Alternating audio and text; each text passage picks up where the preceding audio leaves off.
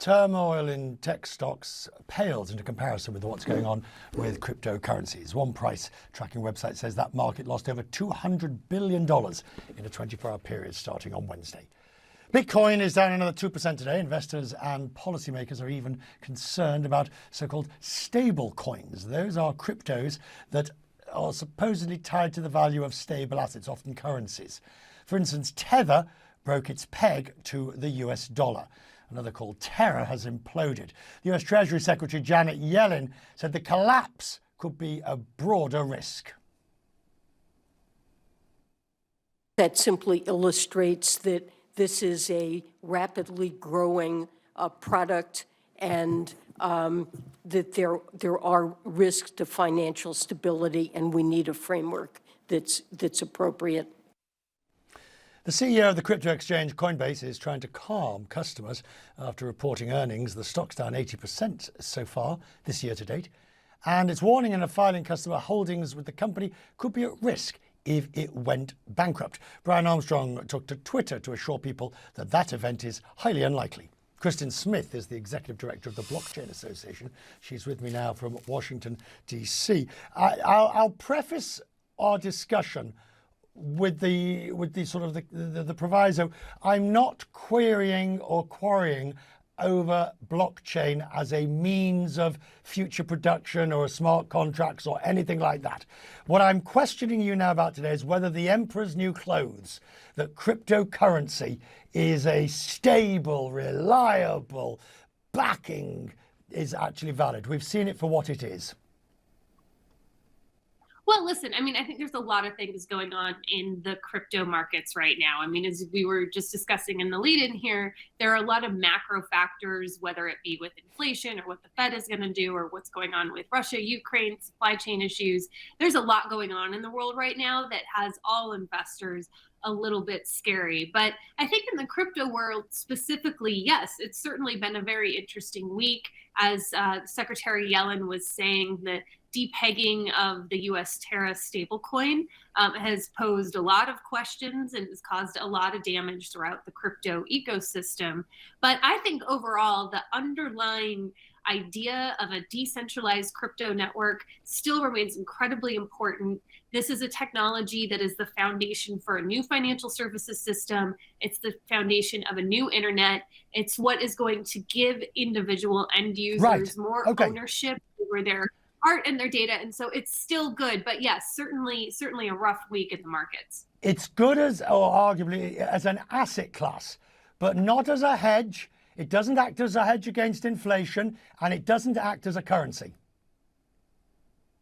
Well, listen, you have to look at what the individual cryptocurrency does. Bitcoin, there are many that think that over time, that because there will only ever be 21 million Bitcoin, that will act as a hedge against inflation. Maybe not so much today, but down the future is a thesis that many subscribe to. But there are many other blockchains out there that have many different functions.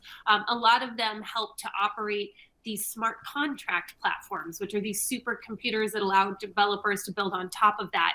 Other blockchains are related to specific financial services functionality, or others are dedicated towards the minting of NFTs and other sorts of digital assets. So, it's hard to lump everything all in one basket with cryptocurrencies. Similarly, stable coins that have been a focus today, there are many different models there. Some are backed by dollars, some are backed by a mix of dollars and a mix of other assets. Others are backed by other types of cryptocurrencies. Right. I think what we saw with the Terra situation is it was backed by nothing, and that sort of led to part of the problems that we have today. But it's important for the U.S. to continue to innovate in this space. I mean, yes, Terra was sort of backed by an algorithm and was shown to be what it is, and but I take your point fully that blockchain is not crypto. Blockchain is a much wider industrial development technology. Crypto is, for it to be a real, you can have blockchain without crypto, but you can't do much with it. Crypto is a key part of a blockchain, and if you have a blockchain without crypto, then you have permission nodes, and there's a big aspect of centralization there. What's very cool about crypto networks that are fueled by these cryptocurrencies is that they're decentralized and there isn't a single force, a single company that is guiding the network. They're very resilient. But if we are now moving into what arguably is one of the most difficult financial times in recent memory, and there seems to be a consensus of that, what role do you see crypto legitimately playing instead of making a bad situation much worse? Yeah, well, listen, I think that this is where the good projects, the good networks, the strong ones will survive. And, you know, just like when we had the dot-com bubble in the 90s, those ideas that are weaker, stronger, not as decentralized, you know, there may be some cleaning out and focus on and shift over to the more quality assets and the quality projects. I think that's a good thing, and that's a healthy thing.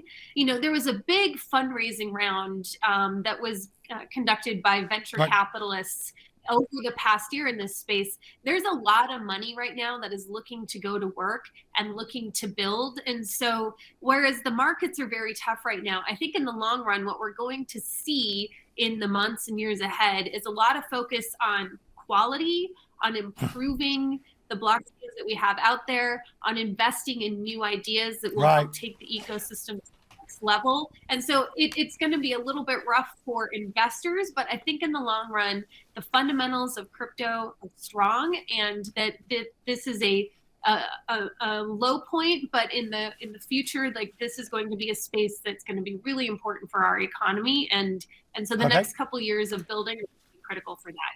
You know, it does remind me so much of what you were saying, listening to you, of the dot-com boom and bust, where when the bust came, a lot of the stuff that should never have got there in the first place was swept away, and to create a more solid base, which of course we benefited from for the next 30 odd years. Thank you, Kristin. I'm very grateful. Thank you.